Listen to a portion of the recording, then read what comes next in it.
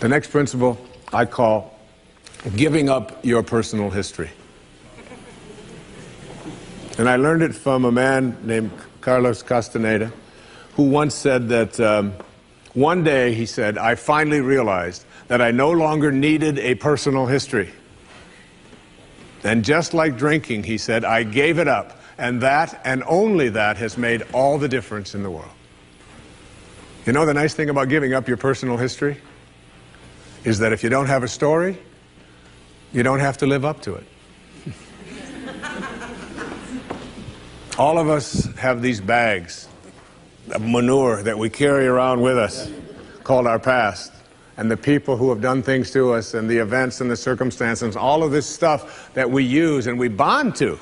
And we bond ourselves to these wounds of our past, and we identify ourselves on the basis of these wounds. And every once in a while we set it down and we reach in there and we smear it all over ourselves. And then we wonder, why does my life smell so bad? I don't understand this.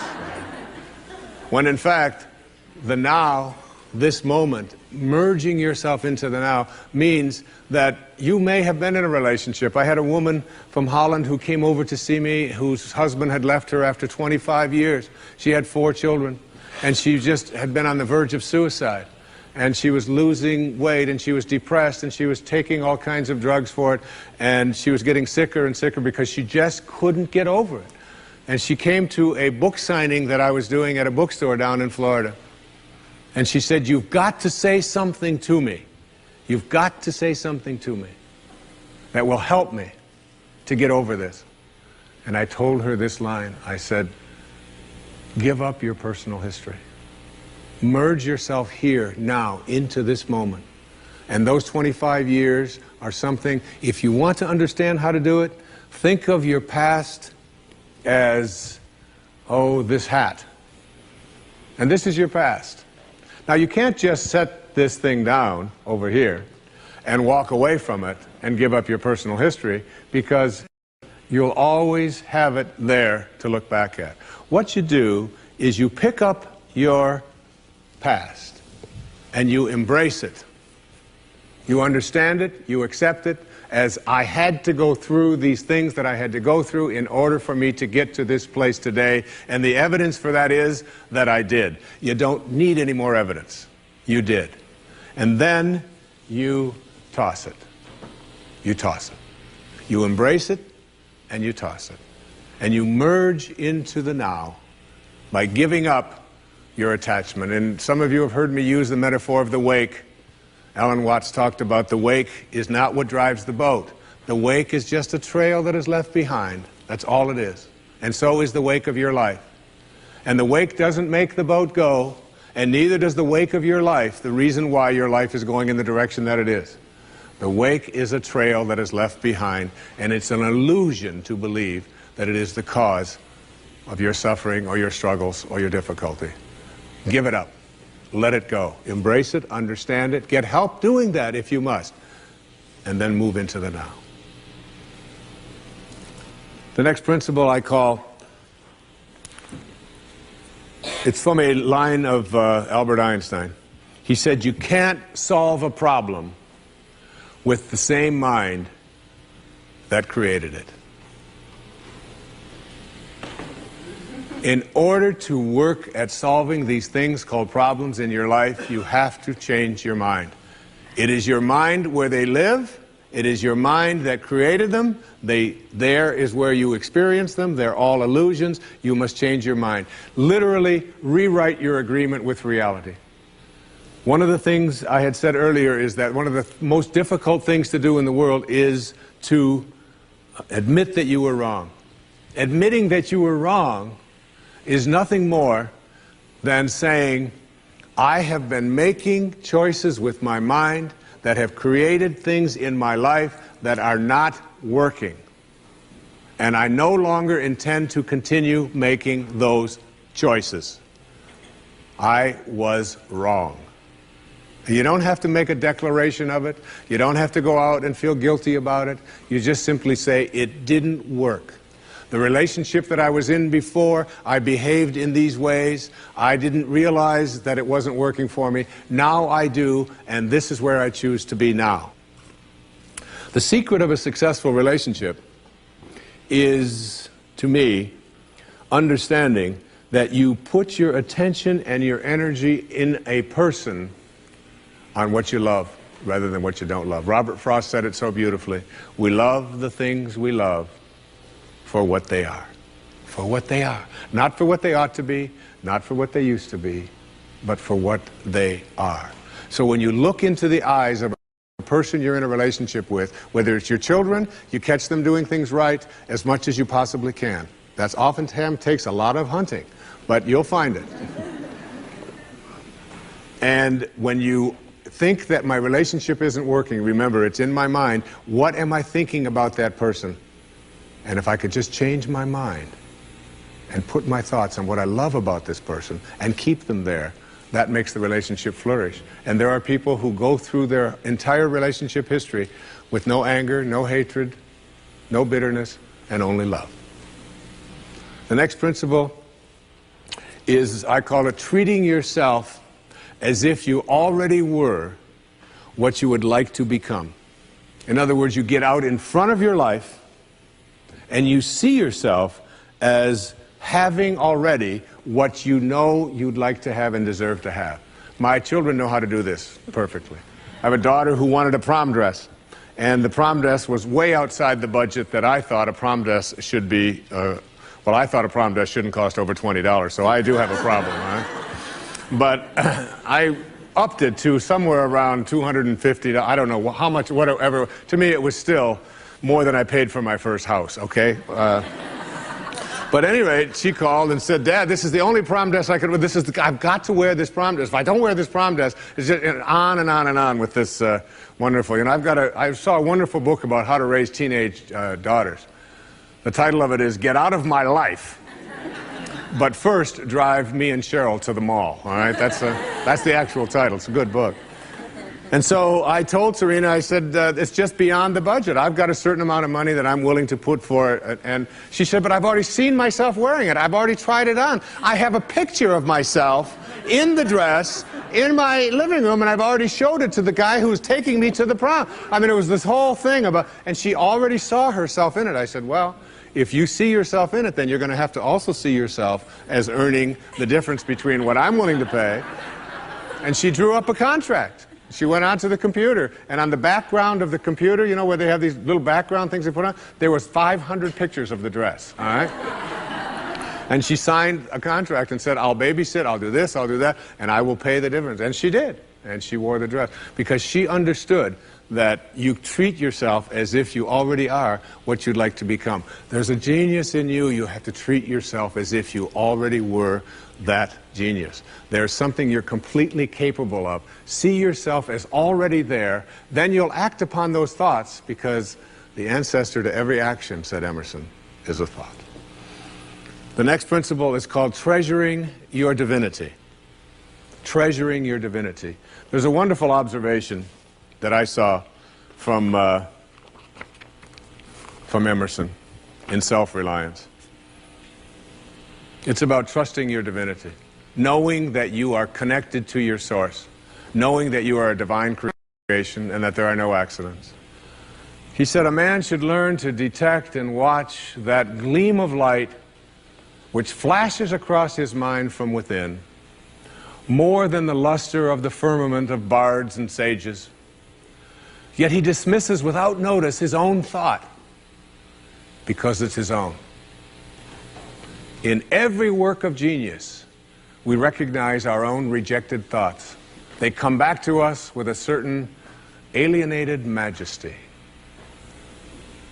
We often reject our thoughts, and we see the things that we think of as grand and as genius, and we reject them because they're our own. Treasuring our divinity instead of being terrified of it. Knowing that I am always connected to my source. There is no way that I cannot, because it is in you, and I am in you, and you are in me, and you can never be separated from it. There is no place that this source is not. It grows everybody's fingernails. It beats everybody's hearts. It digests everybody's foods. It opens all the flowers, and you're always connected to it.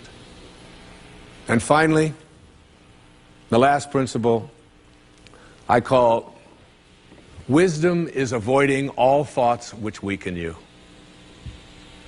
You know, every thought has an energy, just like everything else in the universe. And if you have a thought of shame, it will weaken your muscles. And what is your heart but a muscle? If you raise a child who believe in shame and feel ashamed of themselves, every time they think that shameful thought, they will be weakened. And if you have a thought of fear, and if you have a thought of stress, and you have a thought of anguish and anxiety, all of these thoughts and many more are the thoughts that will always weaken you. When you are having a thought that you know is disempowering you, shift it. Shift it to one that is empowering rather than disempowering. And the thoughts that empower are thoughts of neutrality and willingness and love, and ultimately thoughts of divinity. And when you see a troubled person who is out there struggling at the highest level of unity consciousness or God consciousness or spiritual consciousness, you recognize yourself in all that you see. There, but for the grace of God, go I. And I am connected to that person. Changing your thoughts. I appeared on the Tonight Show many years ago, several times, quite a few times. And I remember coming home from the Tonight Show, and I was walking along the beach, and they had taped the show the night before, and I was out for a walk, and a woman who lived in the Northeast stopped me, and she said, "Didn't I see you last night on the, how could you be here?" I said, "Well, I flew the red eye, and I was walking along." And she said, "You know, we're moving down here." She said, "What are the people like here? What's it like?"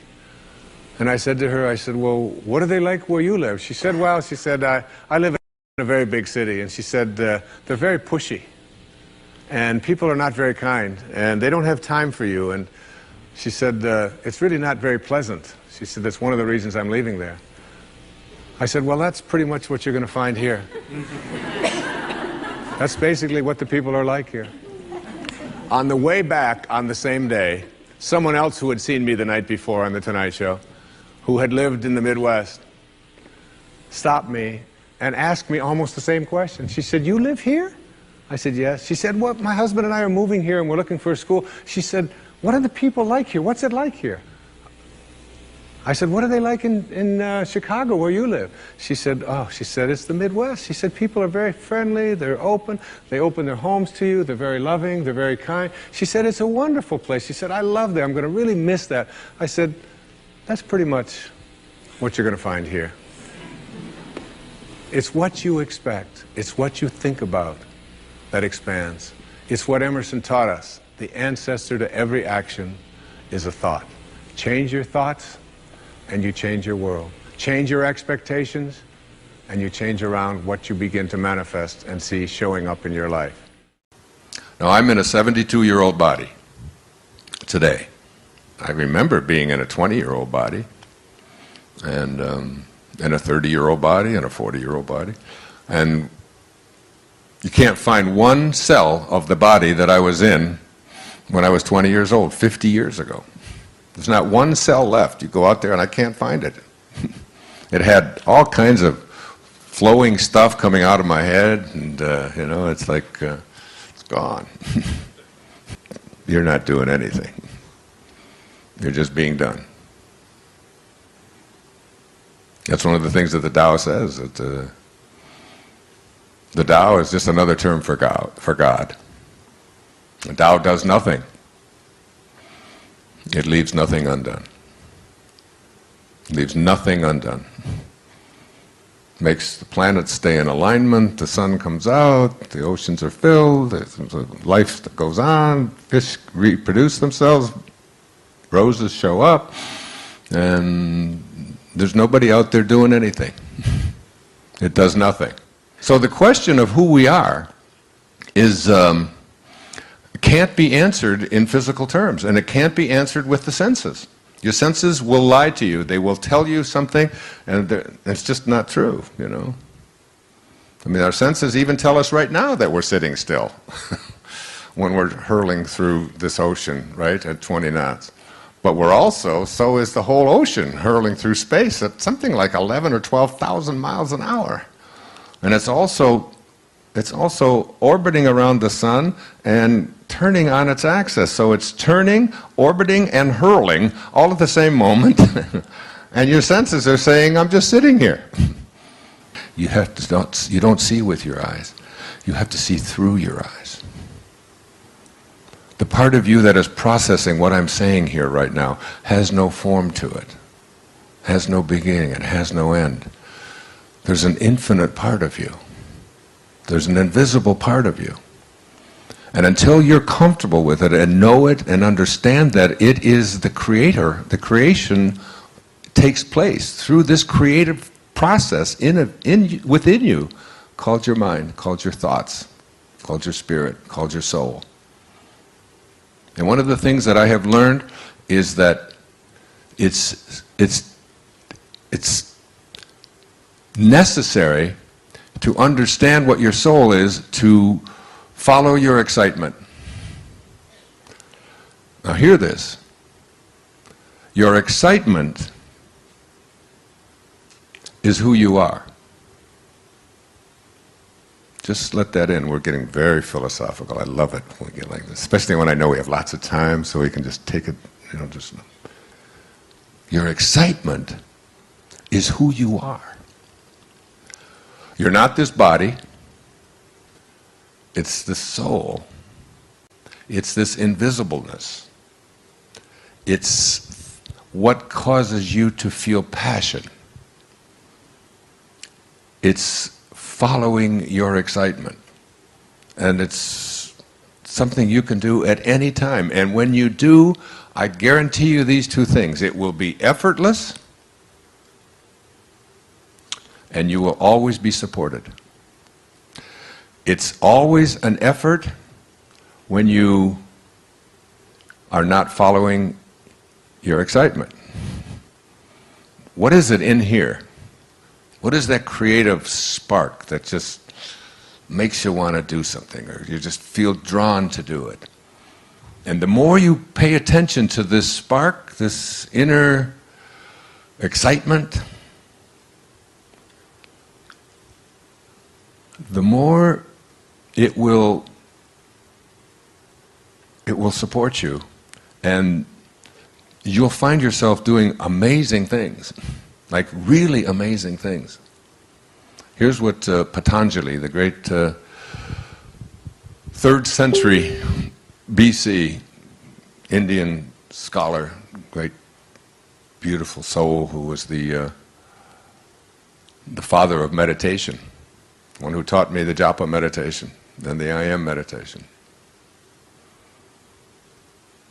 He said, when you are inspired, inspired means in spirit. When you are inspired, that means when you are following your excitement. When you are inspired by some great project, some extraordinary project, all of your thoughts break their bonds. Your mind transcends limitations. Your consciousness expands in every direction. And you find yourself in a new and a great and a wonderful world. And then he said, and this is what I mean by being effortless, he said, dormant forces, faculties and talents come alive, and you discover yourself to be a greater person by far than you ever dreamed yourself to be, or I say were ever taught that you could become, because you were not raised to believe in your divinity. You were raised, as Rumi said in that thing I read between the Chinese and the Byzantines, you were raised to believe in your limitations. And you don't know that within you, you have God. You are God. God is not an external concept. It's what the ego has taught us that it is. So that if you can answer the question, who am I? Who am I? And understand that who you are is a divine speck, if you will, a divine fragment of the universal consciousness. It's my experience that most people live their lives in the wake by hanging on to personal histories to justify their self-defeating behaviors and the scarcity in their lives. They hang on to past pains, abuses, and shortcomings as calling cards to announce a poor me status to everyone they meet within minutes of their introduction. I was abandoned as a child. I'm an alcoholic. I'm an incest survivor. My parents were divorced and I've never gotten over it. The list could go on for hours and hours. Your past is over. By bonding to your past, you not only ensure that you'll be immobilized today, but you prevent yourself from healing. By referring to past struggles and using them as the reasons for not getting on with your life today, you're doing the equivalent of attributing to the wake the ability to drive the boat. This also works in reverse. Many people refer to the good old days that are gone forever as the reason why they can't be happy and fulfilled today. Everything has changed. No one respects anybody else like they used to. A dollar used to be worth a dollar. Now everything is so overpriced. People don't seem to want to help out like they did in the past. When we were kids, we respected authority. Today's kids walk all over their parents. This is also living in the wake and assigning responsibility to the past for why you can't be successful or happy today. Getting out of the wake. Imagine a pencil with the ability to only write your past history. It has no use otherwise. All of your past is in that pencil. Are you going to keep it? What for? Are you going to give it up? Perhaps Omar Khayyam will inspire you with this poem written 1,000 years ago. The moving finger writes, and having writ moves on, nor all thy piety nor wit can lure it back to cancel half a line, nor all thy tears wash out one word of it. You can cry all night about the history in that pencil, all that it contains and all you wish you could erase or bring it back again, but all of your tears can't wash out one word of the past, as the poet-philosopher reminds you. You want to let go of your personal history that's symbolized by that pencil, but when you walk away from it, no matter how far you walk, you look back and there it is. You're ready to be rid of your personal history and to move fully into the present moment, but the pencil is always there when you look back. I suggest that you pick up the pencil and with compassion, allow the words, wounds, and pains of the past to be written, embraced, examined, understood, accepted, and loved for all that you've learned and experienced. The act of picking it up and embracing it will give you the strength to transform the past into song, poem, paint, or ritual if you feel called to do those things, or to throw it away in your unique way. Embracing your personal history. In a universe that's an intelligent system with a divine creative force supporting it, there simply can be no accidents. As tough as it is to acknowledge, you had to go through what you went through in order to get to where you are today, and the evidence is that you did. Every spiritual advance that you will make in your life will very likely be preceded by some kind of a fall or seeming disaster. Those dark times, accidents, tough episodes, periods of impoverishment, illnesses, abuses, and broken dreams were all in order. They happened so you can assume they had to, and you can't unhappen them. Embrace them from that perspective, with help if you need it, and then understand them, accept them, honor them, and finally retire and or transform them in your own way. I know someone who gives them a new job description. Become free to immerse yourself in this moment, the now that's called the present, because it's simply that, a present to open, relish, nurture, play with, and enjoy, and explore. All you get is now. The willingness and ability to live fully in the now eludes many people. While eating your appetizer, don't be concerned with the dessert. When reading a book, notice where your thoughts are. While on vacation, be there instead of thinking about what should have been done and what has to be done when returning home. Don't let the elusive present moment get used up by thoughts that aren't in the here and now. There's an irony to this habit of having your mind drift to other times and other places. You can only drift off in the now, because now is all you ever get. So drifting off is a way of using up your present moments. You do indeed have a past, but not now. And yes, you have a future, but not now. And you can consume your now with thoughts of then and maybe, but that will keep you from the inner peace and success you could be experiencing. It's doubtful that the other creatures waste the present in thoughts of past and future. A beaver only does beaver, and he does it right in the moment. He doesn't spend his days wishing he were a young beaver again, or ruminating over the fact that his beaver siblings received more attention, or his father beaver ran off with a younger beaver when he was growing up. He's always in the now. We can learn much from God's creatures about enjoying the present moment rather than using it up consumed with guilt over the past or worry about the future. Practice living in the moment and refuse to allow any thoughts based on your past to define you. Stop and take notice of all that's in your immediate space. The people, creatures, vegetation, cloud formations, building designs, everything. Stay in the present by meditating and getting closer to the ultimate now, which is God. God is only here and now. Think about this. God will not be doing anything different 1 hour from now than God is doing right now. And God is not doing anything different now from what God was doing 1,000 years ago. The truth is that you can only come to know God if you're willing to be at peace in the present moment. You will only come to truly know God when you give up the past and the future in your mind and merge totally into the now, because God is always here now. Very few people understand and live this principle, largely because of their conditioning and unwillingness to train their minds in present moment living. That's one of the reasons why I sometimes say that it's never crowded along the extra mile. On the extra mile, choosing inner peace and attracting success into your life while living in the present moment becomes a way of being. You can begin by releasing your personal history from your repertoire of available excuses for why you're not living in peace.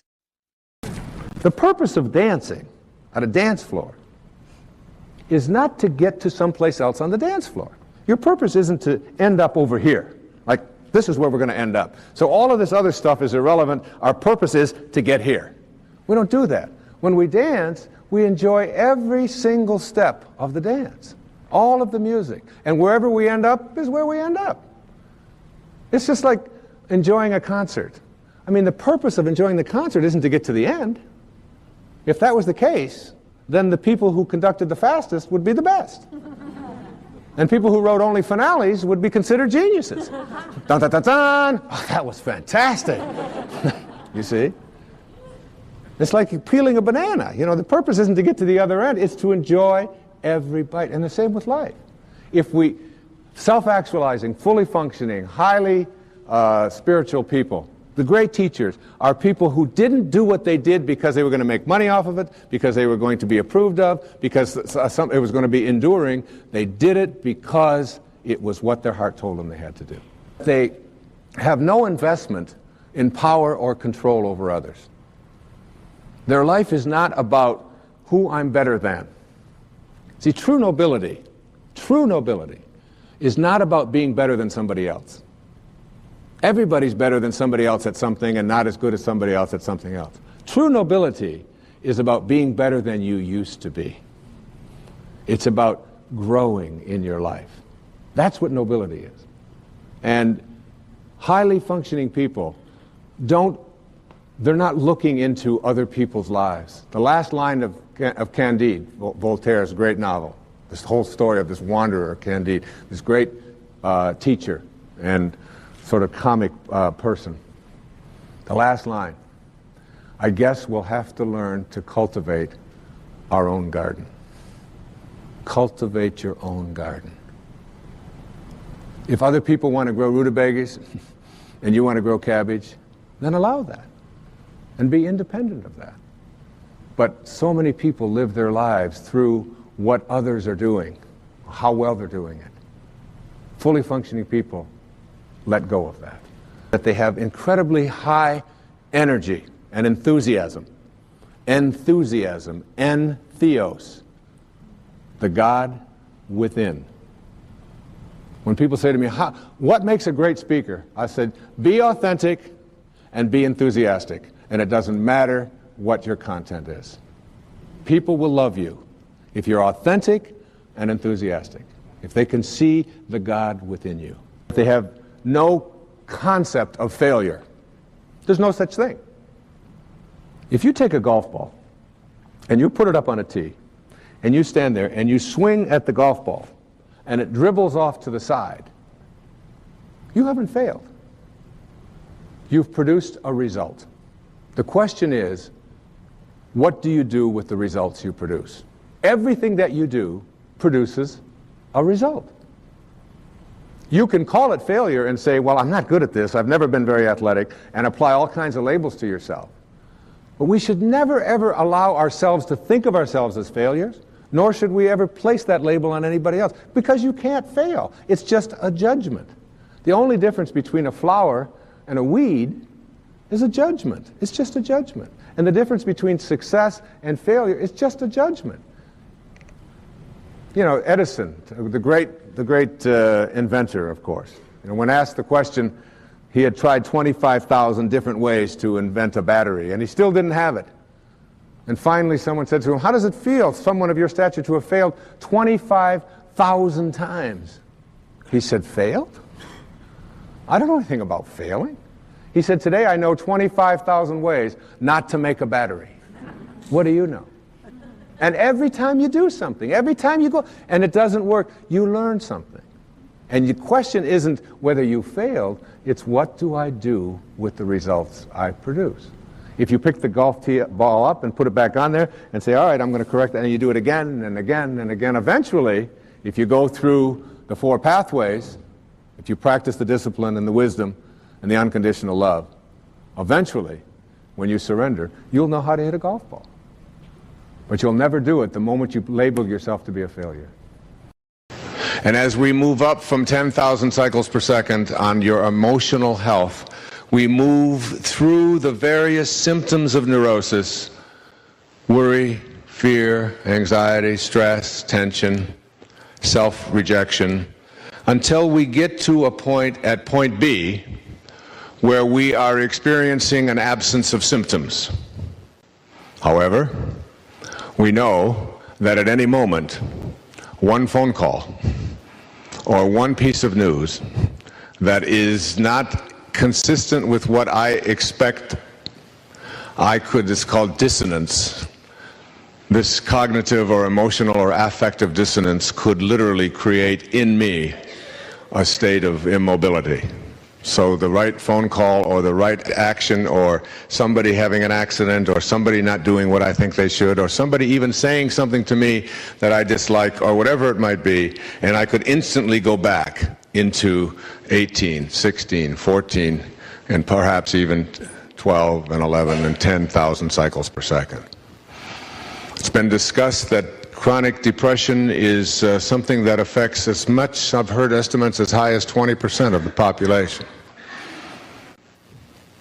That people are consuming things like Prozac and antidepressives at an alarming rate. And it's intriguing because there's no such thing as depression. I defy anyone to go out with a container and bring back any depression. The world is just the way it is, and there's no depression in it. There are only people thinking depressing thoughts, and then those depressing thoughts affecting our chemistry, our physical makeup, to a point where we become immobilized. There's no stress in our world. The world is the way it is. There are only people thinking stressful thoughts, and those stressful thoughts become our reality, our detachment from our source, our separation from our source. We start moving away from our source rather than toward it. And as we move in the opposite direction of our source, we find ourselves breaking down, being emotionally immobilized, upset, fearful, anxious, and so on. Now, as I move to my right, on this scale of emotional health, we reach a point called point C. And at point C, at 100,000 cycles per second, we understand the meaning behind Terry Cole Whitaker's title of her book. What you think of me is none of my business. That is, I am living here at a state not in which I am unaffected by, emotionally, the things that occur in my life and in the life of those I love and I'm around, but that I cannot become immobilized by them. I will not allow myself to lose my sense of balance, my sense of connection to God, because of what someone out there might do, even if that someone is very, very close to me, the closest person in my life. I am independent of the good opinion of all of those around me. This is 100,000 cycles per second. Illustrative of it is a story that is told of the Buddha And everywhere he went, he had all of these followers. But he also had people who were critical of him. And these people would find fault with him, and they would say things about him that were insulting, and they would be very inflammatory, and they would be extremely critical of him. And every time that they would behave in these ways towards the Buddha, he would respond with love, with kindness. That's all he could ever say. And one day one of his students said to him, "I just don't understand. For days and days, these people have been so critical and so ugly in their reactions towards you, and always you still react with kindness and love. How do you do that? How does that work?" And the Buddha responded with something that I think is very, very relevant to our lives. He said, if someone offers you a gift, and you do not accept that gift, to whom does the gift belong? And that was his answer. If someone offers you a gift of their hatred, of their criticism, of their bitterness, of their tension, of their fault-finding, if they offer this to you, but you don't accept it, to whom does it belong? Why, it's theirs. And the Buddha was saying, why would you ever choose to allow yourself to become depressed, upset, immobilized over something that belongs elsewhere? It's not yours. You don't own it. What you think of me is none of my business. I had this really stunning realization one day when I was running, and I saw someone about 30 yards ahead of me who was running. And I was thinking about this concept of the unified life and that we're all one, and seeing the big picture and seeing ourselves as all connected and that we all come from a oneness. And because we're so stuck on our separateness, and I was looking at this runner some yards ahead of me, thinking, how could it be that I am connected to that person? I don't know him. I don't know his name. I don't know anything about him. How could there be any connection between us? It was like this thing dawned on me that I am already an I that is we. In other words, I have many different life forms on me. In my eyelids, I have thousands of bacteria. In my pancreas, in my ears, and all over me, I have like thousands of these different life forms. And yet I think of myself as a singular unit, but I am made up of a lot of life, a lot of stuff that is alive. So if you can get back far enough, again, it's always a question of perspective. If you could leave Earth plane, and you can only do that in thought, and look down and try to see humanity, you would really see one body. I mean, if you could get away far enough, you would see, and it would look, as you get closer and closer and closer, just like as you get closer and closer with a microscope, into a raindrop. A raindrop looks like a raindrop until you start examining it closer and closer and closer, and then you see whole universes within one section of it that have never even had any contact with the other section of it. And so, well, that's the perspective you have to get on us all being connected. We only see it from this very tiny perspective. Now, how you can apply this in your life is just to remind yourself that just because there's a distance between you and somebody else doesn't mean that there's not a connection. That's the beauty of thought again. It wasn't, an hour ago that someone here at the studio said something to me about her father. And I said to her, well, get me your father's address and I'll send him a copy of one of my books. And she said, oh, he would really like that. And then she started talking about her aunt. And she was doing like a little imitation, and it was really funny. And she said, oh, my aunt just loves you. And she lives down in Florida. She said, she loves you. And I said, well, get me her address, and I'll send her one, too. I'd be happy to. And she didn't say anything at that moment. But then as she came to go to lunch with us, she said, you're not going to believe this, but my father called right after I talked to you, and he gave me my aunt's address, which I didn't have before. And she said, isn't that a coincidence? And I said, that isn't any more of a coincidence than that we've been talking about this very thing right here for the last several hours here in the studio in Chicago today. That there is a connection. and that you'll see it when you believe it.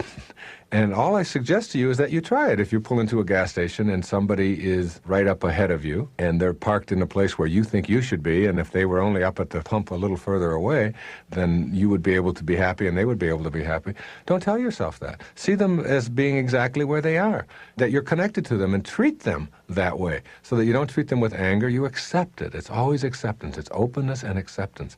What you do is you just pull up in front of them and back your car up a little bit and use that pump. Don't treat that person as if they were separate from you. Treat them as if they were a part of you, because they are. It's just that you can't see the perspective. You will be able to see that perspective. You'll get that when you leave this form that you're so attached to and go into another dimension. You'll see all of humanity as one. You are one of the pieces of this puzzle called humanity. And if you are missing from it, or if you're incomplete, or if you're not in harmony, then you make all of humanity incomplete. And that's exactly how important you are as a person. And if you just start thinking like that, that everybody out there that you run into is somehow in some way connected to you, you stop being antagonistic toward them, because you know that if you got antagonistic toward the microbes that live inside the lining of your large intestine and just didn't want them there and said, I'm going to do everything I can to get them out of there, that would kill you. You literally need that life, that I, that is we, the self-contained unit that is comprised of all of life. You have to have all of that. It's equally true on a different level for all of humanity. And you start seeing everybody like that. And before long, you'll start seeing the connections. They'll start being there, but only when you believe it. As you listen more closely to your sacred self and transcend your ego, so too will the world ego be shifted away from power, control, and money, back to the basic virtues of higher awareness, back to peace, beauty, love, purity, tolerance, patience, and compassion. This does not mean that the benefits of technology cannot be enjoyed. It means that the ego will not be the motivating force in our lives. What we truly are as a people is a force that craves peace and simplicity. We want that deeper awareness that comes with the sanity of the higher self. It is insane to continue believing that we are a collection of tribes, each with a separate identity and a special mission. It is insane to believe that anyone who does not fit into our particular tribal mentality is a potential enemy. We know that there is not a separate God for each of us, or even for each of our tribes. We know that there is a universal divine intelligence that flows through all of us, and in that sacred space within us, we are all one and the same. We know that the best within us is love, kindness, and compassion. Yet our egos, both individually and collectively, have campaigned long and hard to promote a false idea. How sane is it for people to be killing each other over disputes that ancient egos created long before we arrived? How sane is it for us to believe that some of us deserve to eat the food that God provides, and that others do not deserve it by virtue of their geographic location? How sane is it for us to pump up our youth with the philosophy of the free ride by leading them to believe that if they want something, they deserve it? How sane is it to show our children pictures of violence as entertainment and allow them to adopt the ego belief that it is human nature to hurt others as a way to defend a right to be special and separate? As our higher selves begin to triumph over ego in the daily decision-making of our lives, we will truly be making progress on the path of the sacred quest for all of humanity. You must banish all doubt about your ability to facilitate such a quest and begin to know that you are both the microcosm and the macrocosm. There is a universe within you, a unified field of all possibilities that you can reach as you become the compassionate witness. Be silent. Shut down the inner dialogue. Most important, transcend the false self that we call the ego. That is when the healing will begin to occur. The world ego is destined to be restrained as more individuals look within and consult the higher part of themselves. The doubts are vanishing, and the spiritual revolution is well underway. Moving toward an egoless world is not some far-fetched idea, any more than the disintegration of the Iron Curtain was a far-fetched idea. To those who heard such talk a few years before it happened, it did indeed seem absurd, but ideas, thoughts, and inner knowings are powerful instruments for the disintegration of the false self. One of the simplest and most powerful ways of doing this is taught by Eknath Eswaran. Writing in his book Meditation, he advises us to spend 30 minutes every morning in meditation repeating the prayer of St. Francis. In saying this prayer, we both transcend the ego and invite the sacred self to guide us through the day. I invite you to join me in this daily prayer as we share the path of the sacred quest. The prayer of St. Francis goes like this. Lord, make me an instrument of thy peace. Where there is hatred, let me sow love. Where there is injury, pardon. Where there is doubt, faith. Where there is despair, hope. Where there is darkness, light. Where there is sadness, joy. O divine Master, grant that I may not so much seek to be consoled as to console, to be understood as to understand, to be loved as to love. For it is in giving that we receive. It is in pardoning that we are pardoned. It is in dying to self that we are born to eternal life. If you have the same knowing about your world, dramatic changes will take place as we collectively put to use the greatest force in the universe, the force of love. When enough of us as a people begin to think in certain kinds of ways and we reach a critical mass, then all the rest of us begin to align that way. And the same kind of changes that take place in the history of humanity in one place take place all over the planet at the same time. And as people begin to think this way, that the spread is not a physical property, that it's an invisible property. That indeed we are all connected, but what we're connected with is not something that we can get a hold of. As Deepak always says, quantum physics is not only stranger than you think it is, it's stranger than you can think. Because indeed, what it does is it shatters the illusion of our separateness. So that if enough of us begin to believe that something is intolerable, and we really begin to act on that and think that way and create that, because collectively the same thing is true. The state of your life is nothing more than a reflection of your state of mind, and the state of the world is nothing more than a collective state of mind. It's a state of mind. We act collectively on what we think about. The idea of having a quiet mind. When I first started practicing meditating, which I encourage people to do, not from any Far Eastern guru loincloth kind of thing at all, but as a way of understanding that there's another dimension. If I were to take you, the listener, and to put you in chains, and to put you in a dungeon, and to deny you light and human contact for the rest of your life, you would probably say to yourself, this is the end. I mean, this is the end. I can't handle this.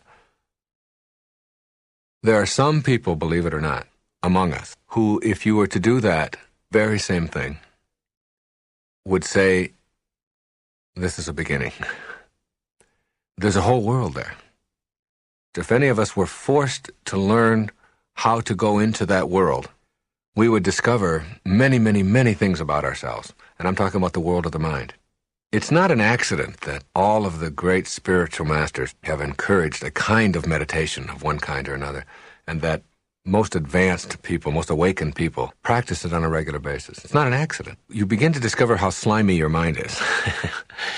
The thoughts that you have all the time, and how much disasterizing we do with our minds, and how much stuff that we occupy our minds with that is so unnecessary and so silly, so foolish, so destructive, that quieting our mind and meditating really go hand in hand. Now, meditating doesn't require a lot of training. It doesn't require somebody teaching you exactly how to do it or whatever, because that defeats the purpose of meditating.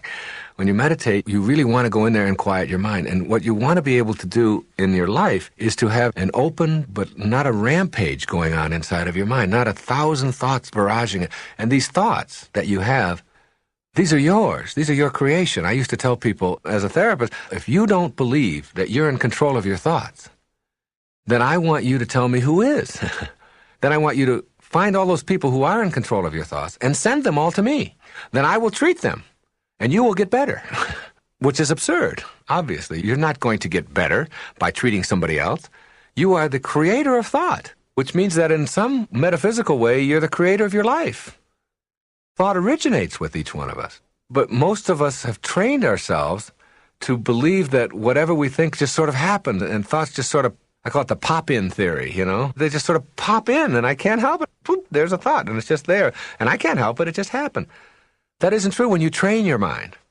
We spend so much of our energy training ourselves in all kinds of areas. We train ourselves in business. If we're going to get a new computer system, we go out and we spend millions of dollars in a company and we train people how to work it. And we want to become good at golf or swimming or tennis or backgammon or anything that you can think of. We know that we got to go out and we got to practice and we got to train ourselves. We train ourselves and we ignore our mind, which is 99% of who we are. We just completely ignore it. Like there's no training available for our minds. And we can all do that. I've really learned how to do it myself. No one ever taught me. You know, when I used to teach at university, I taught in Berlin for half a year. There was 70 students in the class. And I would have the first student introduce themselves and their name. Then I would have the second student introduce the person who was just introduced and himself. And each time I would repeat it. And I'd have the third student introduce the two that he had just introduced plus himself. And we do that for the whole class. By the time we got to the 70th student, they had to introduce everybody in the class by name, and I would then repeat each one of them. And I just had a very simple technique for doing that. It was just like concentrated effort on making my mind remember 70 people's names in an hour and a half. Now, I wasn't doing it to waste an hour and a half. This was a class on teaching people how to identify neurotic behavior in people. And it's like what I wanted to do was to teach them that they could do things with their minds, just like their patients do, that they never thought of, that they never even dreamt were possible for them. 2 weeks later, 3 weeks later, they would have like 80, 90% recall. And by the end of the fourth or fifth week, everybody knew everybody's name in the class, and they had all trained themselves. And most people go out there and they're introduced to somebody, they say, hello, my name is Wayne. They say, what would you say your name was? They can't remember one person's name in 1 minute. And they think that, oh, I have a poor memory. But it's because they don't train. Well, the mind can be trained. And meditating is a perfect way to do that. And there's a wonderful world in there, in your mind. Quieting your mind means that you're no longer susceptible to all of the external influences that are around you. I'm always amazed when I watch the U.S. Open tennis championships that are played in New York right near LaGuardia at how the players are able to continue playing with jets going on overhead. And yet, when I am really completely involved in a tennis match, I've had people where I've played, I've had jackhammers going next to me, and my opponent is going crazy. They have to go over there, and I tell them, I don't notice it. My concentration is on the ball. And I don't hear that lawnmower going off or the jackhammer going or the airplane going on overhead. We can train ourselves to do that. The people who are really good at any game or any activity that requires concentration know how to do that. Well, we all want to be able to be better at that, and we don't want to have our minds occupied, particularly with worry and anxiety and stressful kinds of things. So you have to learn how to focus your mind, how to get focused, and keep yourself from creating those kinds of thoughts that are always impinging on your consciousness. Miracles are available there. You talk about surrendering. I meditated for a long time. It's like there would be a light. I would have this light that I would create. And it's really interesting that you can create a light with your eyes closed in a dark room. So you don't really need your eyes to create light. You need your mind to create light. Your mind can create light. And all of us do it in our dreams. We can create a color in our dream without any light. So that our minds are capable of producing that. And our minds can create smells and we can create sounds. We do all of that in our dream. And that's just a pure thought state. So what you want to do is get to that pure thought state. But remember the word coincidence. In mathematics, it's a term that defines angles that coincide. And in mathematics, two angles that coincide are said to be angles that fit together perfectly. And we have taken a term that means something that fits together perfectly and interpret it to mean that is something that fits together and shows up accidentally or in chaos. But actually, anything that is coincidental with something else is a fit that is perfect. And there are no accidents in this universe. When you begin to access a power, you start to have an awareness that it's absurd to believe that in a universe which has an intelligence behind it, that an accident could show up. Everything is a part of the perfection of it. Everything. There are no accidents in this universe. You came in when you were supposed to, you'll leave when you're supposed to. The children that came through you or didn't come through you are all part of that perfection. Questioning it, challenging it, all it does is keep you from accessing the ability to manifest and attract into your life what you really would like to have when you begin to question it. And when you ask, now the question always comes up when I talk about these kinds of things is, well, if there is a force, and this force is a part of the perfection and there are no accidents, at what point do I have a free will? And am I making any of these decisions? And Jung answered that question brilliantly. He said, at the same moment that you are a protagonist in your own life and you're making choices, you are also the spear carrier or the extra in a much larger drama. You are doomed to make choices. And that paradox is something you have to live with. Yes, you are making choices. Yes, you have the capacity to attract into your life virtually anything you want. And yes, there is an intelligence into which you can connect that can access virtually anything you put your attention on. And yes, it's all part of the perfection of the universe. Yes, both of those things you have to live with at the same time. You have to transcend those dichotomies. But I want to speak just for a few moments about what happens when you leave ordinary levels of awareness and you leave these lower energies. When you leave the energy of the solid, where all of your problems occur, when you leave that and move into this energy of spirit, wherein you only have love to give away, as I spoke about earlier, where your response to sadness is always a higher energy of joy, where your response to doubt is always a higher energy of faith, where your response to hatred is always the higher energy of love. When you practice what Francesco taught us in that very famous prayer attributed to St. Francis, what happens when you reach these higher spiritual energies is that you start to access something in which you can see it coming. And you get outside of yourself, as I just spoke about. And that is called intuition. And that intuition is available to you, that you can practice it virtually any time in your life, but you've got to get out of these lower and slower energies because it's not accessible there. It doesn't exist there. Problems exist there. Fear exists there. Worry exists there. Guilt exists there. Hatred exists there. Anger exists there. These are all lower and slower energies. And when you listen to the 10th principle, you'll see that they're not just lower energies, but they weaken us whenever we access them and whenever we use them. But when we get outside of them, we start to get out in front. And now I suggest to you, brazenly, that you don't have to have accidents in your life. That you don't have to be a victim of crime in your life. That you don't have to live in a world of scarcity in your life. You don't have to. If you're willing to take responsibility for whatever acts of crime have come your way without guilt, if you're willing to, and just say, I own them, they're mine, I've attracted it for some reason. If you're willing to say, I have had these various accidents and I've attracted that into my life, I don't understand why, but I know that it's mine.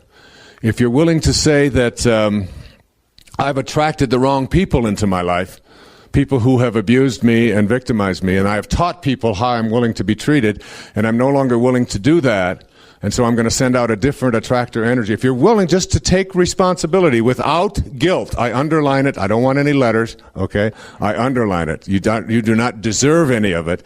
You have not been punished for the things that have happened in your life. You just own them. They're yours, because you can't get past them if you're waiting for something outside of you to change. You get past them by taking responsibility for them. Then what happens is you start seeing an accident coming.